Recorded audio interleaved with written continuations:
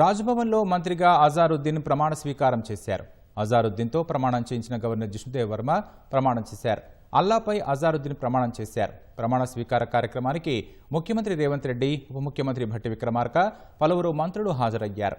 మంత్రిగా ప్రమాణం చేసిన అనంతరం సీఎం రేవంత్ రెడ్డికి అజారుద్దీన్ కృతజ్ఞతలు తెలిపారు.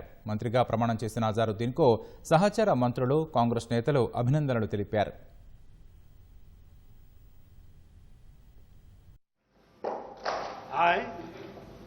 I, Muhammad Azharuddin, do swear in the name of Allah that I will bear true faith and allegiance to the Constitution of India as by law established, that I will uphold the sovereignty and integrity of India, that I will faithfully and conscientiously discharge my duties as Minister for the state of Telangana, and that I will do right to all manner of people in accordance with the Constitution and the law, without fear or favor, affection or ill will.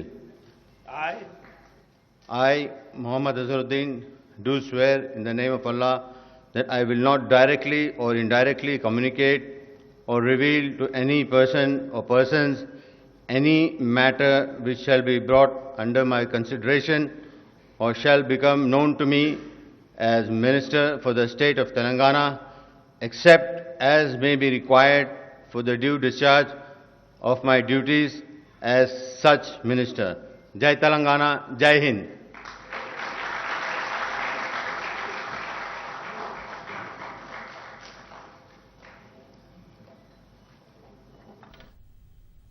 కేబినెట్లో చోటు దక్కించుకున్న అజారుద్దీన్ అజూభాయిగా క్రికెట్లో అంతర్జాతీయ స్థాయిలో ప్రత్యేక గుర్తింపు తెచ్చుకున్నారు.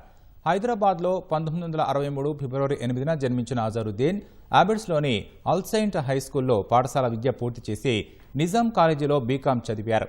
గతంలో ఉస్మానియా యూనివర్సిటీ క్రికెట్ జట్టుకు సారథ్యం వహించిన తన మేనమామ జైనులాలుద్దీన్ స్ఫూర్తితో అజర్ పాఠశాల నుంచే క్రికెట్ వైపు అడుగులు వేశారు. లీగ్లు, రంజీలు ఆడి 1984లో అంతర్జాతీయ క్రికెట్లో రంగం ప్రవేశం చేశారు. అరంగేట్ర టెస్టు మ్యాచ్తో పాటు వరుసగా తొలి 3 టెస్టుల్లోనూ సెంచరీలు చేసి సంచలనం సృష్టించారు. మైదానంలో తనదైన శైలిలో మణికట్టు మాయాజాలంతో అభిమానులను ఉర్రూతలూగించారు. 16 ఏళ్ల క్రికెట్ కెరీర్లో 99 టెస్టులు, 334 వన్డే మ్యాచ్లు ఆడారు. టీమిండియా కెప్టెన్గా 1989లో నియమితులైన అజర్ 3 ప్రపంచ కప్లు సహా 47 టెస్టులు, 174 వన్డేలకు సారథ్యం వహించారు. క్రికెటర్గా దూసుకెళ్తున్న అజారుద్దీన్పై మ్యాచ్ ఫిక్సింగ్ ఆరోపణలు ప్రపంచవ్యాప్తంగా తీవ్ర దుమారం రేపాయి. అజారుద్దీన్పై 2000 సంవత్సరంలో మ్యాచ్ ఫిక్సింగ్ ఆరోపణలు రావడంతో బీసీసీఐ జీవితకాల నిషేధం విధించింది. అయితే అజారుద్దీన్పై నిషేధాన్ని ఉమ్మడి ఆంధ్రప్రదేశ్ హైకోర్టు 2012 నవంబర్లో ఎత్తివేసింది. క్రికెట్ తర్వాత అజారుద్దీన్ రాజకీయాలపై దృష్టి సారించారు.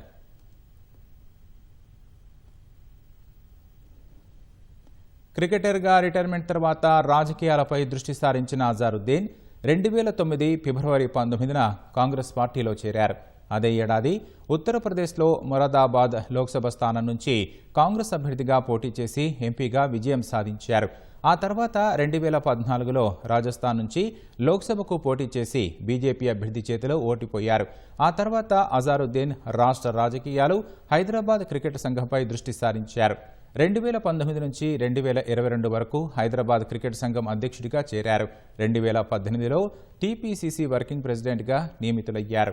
2023 అసెంబ్లీ ఎన్నికల్లో జూబ్లీహిల్స్ నుంచి కాంగ్రెస్ పార్టీ అభ్యర్థిగా పోటీ చేసి 64,212 ఓట్లు సాధించి బీఆర్ఎస్ అభ్యర్థి మాగంటి గోపీనాథ్ చేతిలో 16,337 ఓట్ల తేడాతో ఓడిపోయారు. తాజాగా జరగనున్న జూబ్లీహిల్స్ ఉప ఎన్నికల్లోనూ పోటీ చేసేందుకు అజారుద్దీన్ ఉత్సాహం చూపిన కాంగ్రెస్ పార్టీ అధిష్టానం అనూహ్యంగా అజారుద్దీన్కు ఎమ్మెల్సీ ఇచ్చి మంత్రిని చేయాలని నిర్ణయించింది.